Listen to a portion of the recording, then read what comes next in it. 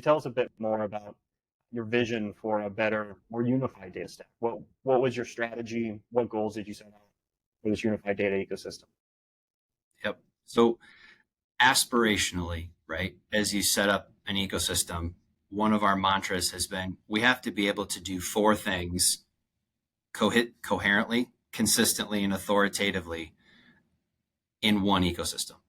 And that's integrate data effectively into and out of a common, authoritative, trusted place that everybody knows is our source of truth. We need to be able to activate on that same data environment. So I don't want to take data from my environment, have to move it somewhere else so that another platform can activate on it. I want to be able to activate on that data from where it lies. That data has also got to be structured in a way that's effective for us to analyze. So it's not just, I want to send a marketing email to an audience. It's, I want to understand all the behavior of our fans so that I can score that audience and use it as an attribute for selection or exclusion criteria in a campaign. Have to be able to, in this ecosystem, support our analytics group doing the work that they do so effectively to help us understand our fans better.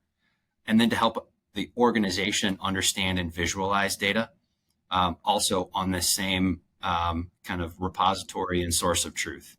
The last thing that we want to do is create a lot of moving parts in this ecosystem. So for us, it was providing one structure, one environment that could support all four of these activities effectively. How do you think these new capabilities that we're talking about will improve their experience with the Royals?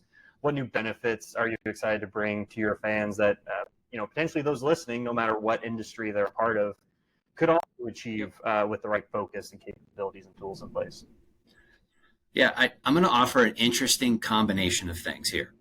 I'm going to offer up what people probably expect, which is more personalized, customized communications that are more applicable to the psyche and mind space of a fan. We talk to them about their level of interest. Some people are casual fans of the game. Some people are avid fans of the game. Some people want to come to a lot of baseball games. Some people want to come to a single game against a big opponent, right? So all of this allows us to do what you'd expect me to say, right? Which is to help us be more personalized and contextualized in all of our engagements with the fan, from when they start considering to when they attend, to hopefully taking some meaningful things away from their experience. But I'm also going to tell you something you don't expect, right?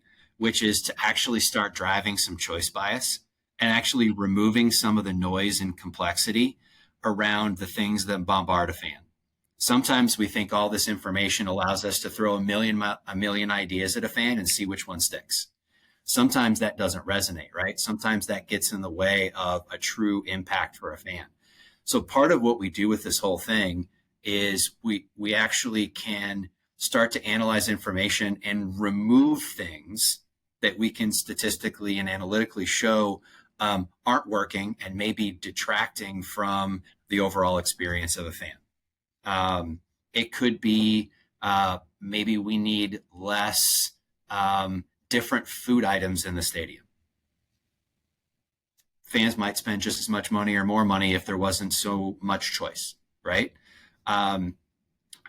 Maybe we have too many offers of ways to buy tickets. Maybe simplicity actually helps drive decision. Sometimes you get analysis paralysis, right? Of, I have 1,000 things to look at as a fan. How do I know if I'm getting the best deal? From a marketing engagement standpoint, really narrowing down what's the most fan proven for this fan engagement channel that they've shown that they want to interact with, and remove the noise. So it's interesting, right?